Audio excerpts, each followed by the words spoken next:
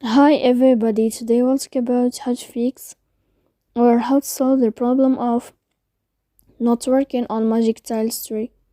To know how to fix or how to solve the problem of not working on Magic Tiles 3 app, you should just go to settings. After that you can click on apps, default apps, app settings.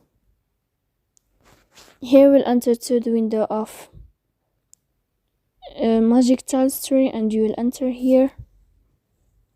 After that you can click on first stop and you can click OK. Then we'll enter to the window of storage. Here you can click clear cache. Don't click clear data because that can cause you errors in your app. In the end you can turn off your phone and you can wait a moment to turn on your phone again. So please don't forget to support us by like and subscribe.